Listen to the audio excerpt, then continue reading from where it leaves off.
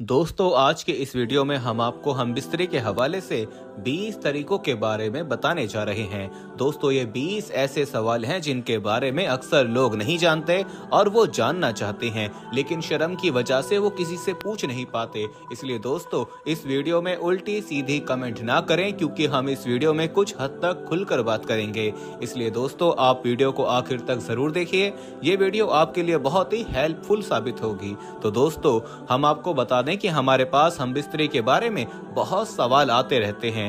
कई सारे लोग हमसे हमबिस्तरे के बारे में बहुत से सवाल करते हैं, जैसे इस्लाम में बीवी से हमबिस्तरे करने का तरीका क्या है, बीवी से हमबिस्तरी कैसे करें, क्या खड़े होकर हमबिस्तरी करना चाहिए, क्या बीवी के पिछले हिस्से से हमबिस्तरी करना चाहिए। इस तरह के बहुत से सवाल हमसे अक्सर पूछे जाते हैं। इसलिए हमने सोचा कि क्यों ना हम एक ऐसी वीडियो बनाई जाए जिसमें सभी सवालों के एक साथ जवाब सभी को एक ही वीडियो में मिल जाएं। इस वीडियो में हमने हमबिस्तरी के वो सभी तरीके बताए हैं जो इस्लाम में हलाल या हराम हैं। वीडियो को पूरा देखने के बाद आप जान जाएंगे कि इस्लाम में हमबिस्तरी करने के कौन से तरीके हलाल हैं और कौन से तरीके हराम हैं। दोस्तों, वीडियो बहुत ही ज्यादा इंफॉर्मेटिव है, इसलिए मेरी आप सभी से एक छोटी सी गुजारिश है कि वीडियो को पूरा आखिर तक जरूर देखें और वीडियो को एक लाइक करके अपने करीबी लोगों तक जरूर शेयर कीजिएगा। हमारे YouTube चैनल को भी सब्सक्राइब कर लीजिए और साथ ही लगे बेल नोटिफिकेशन को जरूर ऑन कर लीजिए। तो चलिए वीडियो शुरू करते हैं।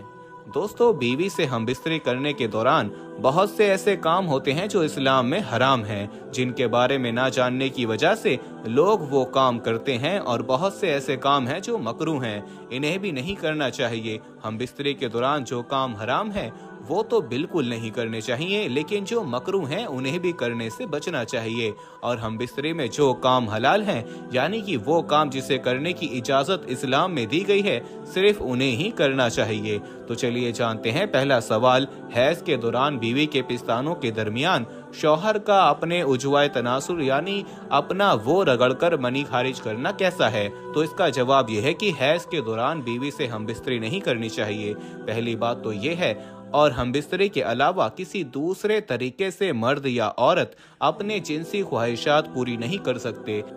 दोस्तों, वीडियो में आगे बढ़ने से पहले हम आपको यही बताना चाहते हैं कि शुगर एक ऐसी बीमारी है जो आजकल ज्यादातर लोगों में देखी जा रही है। इसलिए हम आपके लिए अफ्रीका की जड़ी बूटियों से बनी एक ऐसी दवाई लेकर आए हैं जिससे आपकी शुगर की बीमारी बिल्कुल जड़ से खत्म हो जाएगी। मर्दाना कमजोरी और धात के मरीजों के लिए भी हमारे पास बहुत ही कामयाब दवाई मौजूद है, जिसको अगर आप एक बार इस्तेमाल कर लोगे तो इंशाल्लाह अपनी दुआओं में हमेशा याद रखोगे। सिर्फ एक ही महीने ये दवाई खानी होती है। इस नंबर पर एड्रेस व्हाट्सएप करके आप दवाई ऑर्डर कर सकते हैं या फिर आप कॉल करके अपना ऑर्डर लिखवा सकते हैं। इसकी इजाजत इस्लाम में नहीं दी गई है, इसलिए हैज के दौरान बीवी से हमबिस्तरी ना करें और ना ही अपनी ख्वाहिश को पूरा करने के लिए किसी दूसरे तरीके को अपनाएं। नंबर 2, क्या बीवी अपने शौहर का उजवाए तनासुल को पकड़कर यानी शौहर का वो पकड़कर उसको फारिग कर सकती है? मतलब ये कि क्या बीवी अपने शौहर का वो पकड़कर मालिश करके उसका मनी निकाल सकती है?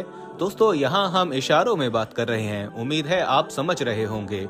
दोस्तों, मास्टरबेशन यानी मुस्तजनी इस्लाम में नाजायज है, फिर चाहे वो अपने हाथ से करें या बीवी के हाथ से करवाएं, दोनों ही मास्टरबेशन कहलाएंगे। बीवी अपने शौहर का उजवाए तनासुल को पकड़कर यानी शौहर का वो पकड़कर उसको फारिग करती है, उसका मनी निकालती है, तो वो भी तो मुस्तजनी ही कहलाएगा। इसलिए इस्लाम में इसे नाजायज कहा गया है, इसलिए ऐसा हरगिज ना करें। नंबर 3, क्या हम बिस्तरी से पहले मियाँ बीवी एक दूसरे के कपड़े उतार सकते हैं? हम बिस्तरी से पहले शौहर अपनी बीवी का और बीवी अपने शौहर के कपड़े उतार सकती है। मतलब मियाँ बीवी दोनों हम बिस्तरी से पहले एक दूसरे के कपड़े उतार सकते हैं, इसमें कोई हर्ज नहीं, लेकिन मुकम्मल नंगे होना या नंगे होकर हम बिस्तरी करना ये दुरुस्त नहीं है, इसलिए ऐसा करने से बचें। सवाल नंबर 4, क्या बीवी के पिछले हिस्से से हमबिस्तरी करना जायज है? पिछला हिस्सा यानी बीवी की शर्मगाह का पिछला हिस्सा यानी बैक साइड के रास्ते से हमबिस्तरी करना जायज है या नहीं? इस्लाम में बीवी के पिछले हिस्से से हमबिस्तरी करना हराम है, ऐसा हरगिज नहीं करना चाहिए। अगर शौहर अपनी बीवी को ऐसा करने को कहे तो बीवी को चाहिए कि वो अपने शौहर को मना करे और समझाए कि ये हराम है। ऐसा करने से हम दोनों गुनहगार होंगे, लिहाजा बीवी के पिछले हिस्से से हमबिस्तरी नहीं करनी चाहिए, क्योंकि ये इस्लाम में हराम है। नंबर 5, बीवी की शर्मगाह को चूमना या मुंह में लेना कैसा है? क्या ऐसा करना जायज है या नहीं? आजकल के नौजवान जिनकी नई नई शादी होती है वो ये गलती कर बैठते हैं। याद रखें, इस तरह की हरकत निहायत ही गलत दर्जे की हरकत है और हराम है। शर्मगाह एक गंदी जगह होती है, वो निकासी की जगह होती है। जिस्म का गंदा पानी वहां से बाहर निकलता है जो नापाक होती है, और अगर वो मुंह में चली जाए तो हराम है, इसलिए ऐसा हरगिज नहीं करना चाहिए। नंबर 6, बीवी के पिस्तानों के बीच क्या शौहर अपना नफ्स रगड़कर अपनी मनी निकाल सकता है और अपने आप को फारिग कर सकता है? क्या ऐसा करना सही है? इस वीडियो का पहला सवाल भी लगभग इसी से मुताल्लिक था, जिसमें मैंने बताया था कि इस्लाम में अपनी जिनसी ख्वाहिशात को पूरा करने का सिर्फ और सिर्फ एक ही तरीका बताया गया है, और वो है बीवी से हमबिस्तरी करके अपनी ख्वाहिश पूरी करना। इसके अलावा किसी भी दूसरे तरीके की इजाज़त इस्लाम में नहीं दी गई है, तो इसलिए ऐसा हरगिज नहीं करना चाहिए। बीवी के पिस्तानों के बीच में अपना नफ्स रगड़ना सही नहीं है। अगर आप अपने आप को फारिग करने के लिए ऐसा कर रहे हैं तो ये गलत है, ऐसा हरगिज नहीं करना चाहिए। नंबर 7, क्या मियाँ बीवी यानी शौहर और बीवी दोनों रात को नंगे होकर एक साथ सो सकते हैं? अगर दोनों नंगे होकर एक साथ सोते हैं तो क्या गुनहगार होंगे? मियाँ बीवी रात को एक साथ नंगे होकर सो सकते हैं, इसमें गुनाह तो नहीं होगा, मगर ऐसा करना सही नहीं है, तो इसलिए पूरी तरह मुकम्मल नंगे होकर ना सोएं, ऐसा करना बेहतर नहीं है। नंबर 8, बीवी के आंखों पर कपड़ा बांधकर और बीवी के हाथ पैर बांधकर खेलते हुए हमबिस्तरी करना, या बीवी अपने शौहर की आंखों पर कपड़ा बांधकर हाथ पैर बांधकर हमबिस्तरी करे खेलते हुए, तो ऐसा करना क्या सही है या नाजायज है? तो मेरे दोस्तों, मियाँ बीवी दोनों की रजाबंदी में ऐसा कर सकते हैं। मतलब अगर बीवी राजी है तो शौहर बीवी की आंखों पर कपड़ा बांध सकता है और खेलते हुए हमबिस्तरी करने के इरादे से बीवी के हाथ पैर भी बांधकर ऐसा कर सकता है और हमबिस्तरी कर सकता है, मगर रजाबंदी दोनों की होनी जरूरी है। इसी तरह बीवी भी अगर शौहर के साथ खेलते हुए हमबिस्तरी करने के इरादे से ऐसा करना चाहे तो भी ऐसा कर सकती है, और इसमें भी रजामंदी दोनों की होनी जरूरी है, मगर बार बार ऐसा करना ये दुरुस्त नहीं है, ऐसा नहीं करना चाहिए। नंबर 9, क्या शौहर अपनी बीवी के मुंह को छोड़कर पूरे जिस्म पर कहीं पर भी मनी खारिज कर सकता है? अगर शौहर बीवी के जिस्म पर मनी खारिज कर रहा है तो इसका मतलब ये है कि वो मुश्तजनी कर रहा है, ऐसा नहीं करना चाहिए। मियाँ बीवी अपनी जिनसी ख्वाहिशात केवल एक दूसरे के साथ हमबिस्तरी करके ही पूरा कर सकते हैं। नंबर 10, बीवी के पूरे जिस्म पर कहीं भी कोई मीठी चीज लगाकर जिस्म को चाटना कैसा है? मतलब बीवी के जिस्म पर कहीं पर भी चॉकलेट क्रीम वगैरह लगाकर उसके जिस्म को चाटना, क्या ये सही है? तो सुने, बीवी के जिस्म को जबान से चाटना ये दुरुस्त नहीं है। अगर आपको प्यार करना है तो आप बीवी के पेशानी, गाल या होठ को चूम सकते हैं, पर पूरे जिस्म को चाटना ये दुरुस्त नहीं है। ये इंसानों का नहीं, जानवरों का तरीका है। आपने अक्सर देखा होगा जब जानवर प्यार करते हैं तो एक दूसरे के जिस्म को जबान से चाटते हैं, तो इसलिए इंसान को ऐसी हरकत नहीं करनी चाहिए। अब रही बात जिस्म पर चॉकलेट या कोई मीठी चीज लगाकर चाटना, तो ये भी वेस्टर्न कल्चर है। मुसलमानों को गैर मजहबी तरीके बिल्कुल भी नहीं अपनाने चाहिए। नंबर 11, क्या बीवी अपने शौहर के नफ्स को अपने हाथ में पकड़ कर खेल सकती या घूम सकती है? शौहर का अपनी बीवी के पूरे जिस्म पर हक होता है, और इसी तरह बीवी का भी अपने शौहर के पूरे जिस्म पर हक होता है। बीवी जब चाहे अपने शौहर के जिस्म के किसी भी हिस्से को छू सकती है, पकड़ सकती है, खेल सकती है और चूम भी सकती है, मगर शर्मगाह को छोड़कर। शर्मगाह को चूमना या उसके साथ खेलना ये दुरुस्त नहीं है, ऐसा किसी को भी नहीं करना चाहिए। बीवी को अपने शौहर की शर्मगाह के साथ खेलना या चूमना नहीं चाहिए। इसके अलावा देख सकती है, छू सकती है, पकड़ सकती है, मगर बिना जरूरत ऐसा भी नहीं करना चाहिए। नंबर 12, क्या शौहर अपनी बीवी की शर्मगाह के साथ हाथ से खेल सकता है या बीवी की शर्मगाह को हाथ से छू सकता है? इस सवाल का भी वही जवाब होगा जो पिछले सवाल का था। शौहर जब चाहे अपनी बीवी के जिस्म के किसी भी हिस्से को उसकी इजाजत से छू सकता है, पकड़ सकता है, खेल सकता है, और चूम भी सकता है, मगर शर्मगाह को छोड़कर। शर्मगाह को चूमना या उसके साथ खेलना ये बिल्कुल भी दुरुस्त नहीं है। शौहर को अपनी बीवी की शर्मगाह के साथ खेलना या उसे चूमना नहीं चाहिए। इसके अलावा देख सकता है, छू सकता है, पकड़ सकता है, मगर बिना जरूरत ऐसा भी नहीं करना चाहिए।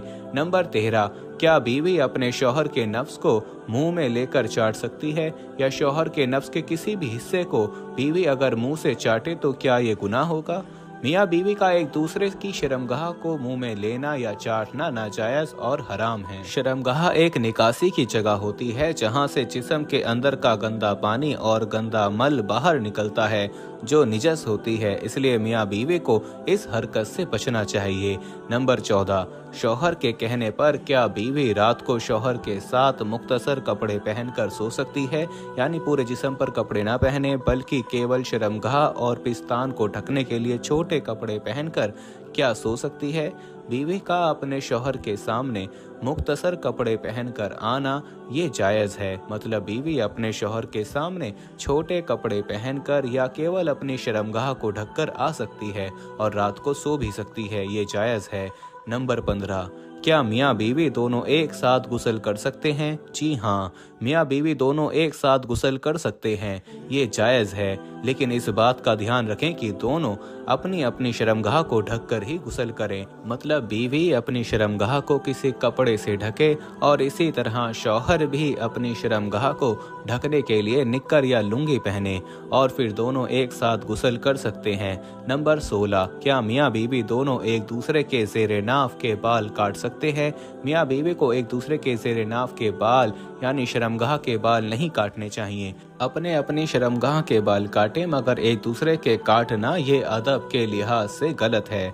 ऐसा नहीं करना चाहिए। अगर शौहर माजूर है, बीमार है या ऐसी किसी बड़ी मजबूरी में है कि शौहर अपने बाल नहीं काट सकता या बीवी अपनी शर्मगाह के बाल नहीं काट सकती, तब शौहर अपनी बीवी के और बीवी अपने शौहर के बाल काट सकती है, मगर बिना किसी कारण के सिर्फ शौक या मज़े के लिए ऐसा करना ये गलत है। ऐसा हरगिज़ नहीं करना चाहिए। नंबर 17, क्या पूरे कपड़े उतार कर हम बिस्तरी करना जायज़ है? जब मियाँ बीवी निकाह में आ गए तो सारे पर्दे खत्म हो गए। अब शौहर और बीवी जिस हालत में भी हम बिस्तरी करना चाहें कर सकते हैं, ये जायज़ है। एक हदीस में हज़रत आयशा रज़ियल्लाहु ताला अन्हा फरमाती हैं कि आप सल्लल्लाहु अलैहि वसल्लम जब तक दुनिया में रहे तो हज़रत आयशा ने आपका कभी जिस्म मुबारक नहीं देखा और न ही आपने कभी आयशा रज़ियल्लाहु ताला अन्हा का जिस्म मुबारक देखा। एक और हदीस में है कि आपने फरमाया, अल्लाह तबारक व तआला हया को पसंद करता है। लिहाजा अगर आप भी इन हदीस को सामने रखें तो मसला ये है कि पूरे कपड़े उतार कर हम बिस्तरी जायज़ तो है, मगर कमरे में इतना अंधेरा होना चाहिए कि एक दूसरे का हाथ भी ना चमके। नंबर 18, क्या एक रात में बीवी के साथ कई बार हम बिस्तरी कर सकते हैं? तो दोस्तों, अगर शौहर के अंदर पावर है, ताकत है, स्टेमिना है और बीवी भी राजी है तो एक रात में कई बार हम बिस्तरी करना जायज़ है। लेकिन एक रात में कई बार हम बिस्तरी करना सही नहीं है। इससे धीरे धीरे शौहर की जिस्मानी ख्वाहिशात कम होने लगती है और वो कमज़ोर होने लगता है। इसलिए एक रात में एक ही बार हम बिस्तरी करें, कई बार करने से बचना चाहिए। नंबर 19, हम बिस्तरी से पहले बीवी को तैयार करने के लिए उसके जिस्म को मालिश करना या उसके जिस्म के साथ खेलना या सहलाना क्या सही है? ऐसा करना जायज़ है या नाजायज़? तो दोस्तों, हम बिस्तरी से पहले बीवी को तैयार करने के लिए उसके जिस्म पर मालिश करना बिल्कुल सही है, बल्कि ऐसा करने से मियाँ बीवी दोनों के बीच और ज़्यादा प्यार बढ़ता है।